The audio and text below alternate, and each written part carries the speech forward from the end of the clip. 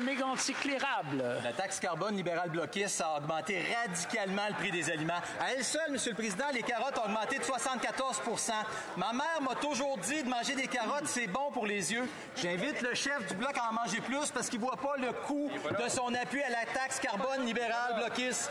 Le premier ministre et sa coalition avec le Bloc n'en valent pas le coup, M. le Président. Est-ce qu'au moins la grande réunion du ministre avec les PDG de l'alimentation va annuler cette hausse de 74 % du coût des carottes d'ici l'Action de grâce? Oui ou non? L'honorable ministre.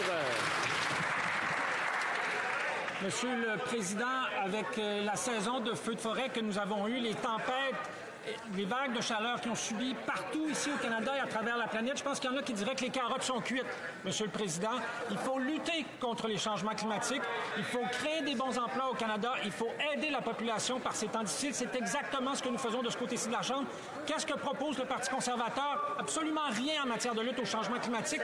Ils veulent faire en sorte que la pollution soit gratuite. À nouveau, Monsieur le Président, c'est pas une position responsable pour un parti qui voudrait un jour former le gouvernement. Oui, bien sûr.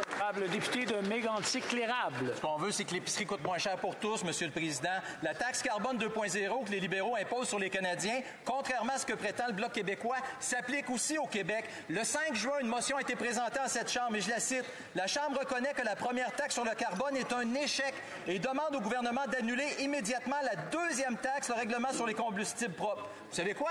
Le Bloc a voté contre. Pire, les députés du Bloc veulent augmenter radicalement la taxe sur le carbone. Est-ce que le premier ministre va rejeter la demande du Bloc de radicalement augmenter la taxe carbone sur le dos des Québécois? L'honorable ministre.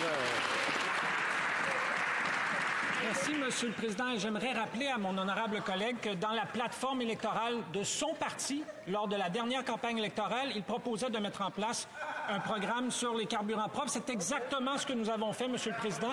Ce programme-là génère des milliers d'emplois, des milliards de dollars d'investissement partout au pays. Et l'Association des producteurs de canola a notamment salué ce programme-là qui va créer des emplois, notamment dans le secteur agricole. Qu'est-ce que le Parti conservateur a à offrir en matière de lutte au changement climatique? Hélas, absolument rien, juste du vent, Monsieur le Président.